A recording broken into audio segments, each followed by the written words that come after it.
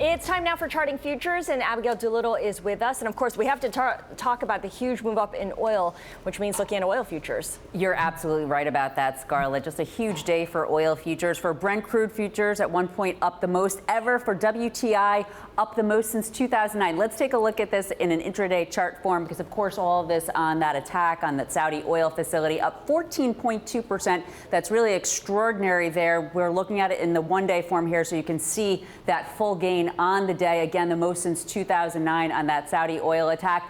But let's put this into the perspective of the whipsaws that we've been seeing for oil over the last several years. When we go into the terminal and take a look at this chart, here's the crude oil crash when crude went from above $100 all the way down to about $25. But the heart of this range, let's just call it 40 to 60, meandering over the last several years. Neither the buyers nor the sellers having enough conviction on the fundamentals one way or the other, the demand and supply picture, to take it lower or to take it higher. Right now, take a look at that, hitting right to the top of the range, sitting there at the top of the range. So even though we have this huge move oil higher in oil, we see we're basically still stuck where we've been. Perhaps the fact that this coil is breaking to the outside, maybe incrementally bullish, but net oil over the long term, the medium term, appears pretty neutral at this point. To talk more about this, I'd like to bring in Tom Thornton of Hedge Fund Telemetry. Thank you so much for joining us on this day.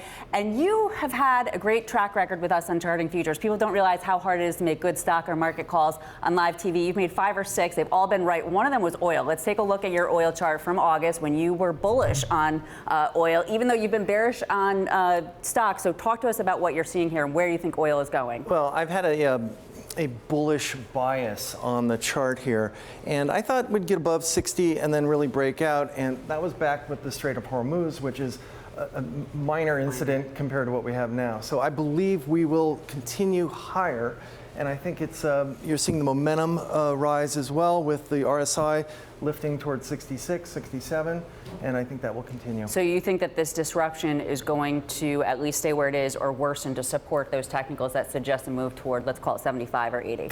I think so. And the other thing is the risk premium has been raised substantially. Therefore, the trade I like by selling a put spread. Yeah, let's take a look at your options. I think we have a higher low ahead of us. Okay, so that's interesting. Yeah, so you do have an interesting options trade here that we can take a look at. Okay. And this is certainly to take advantage of the fact that you think that risk premium or putting in a floor. Right. So I want to sell it's all December contract. I want to sell a December put spread. We'll sell the 58.52. We'll collect 190 for that.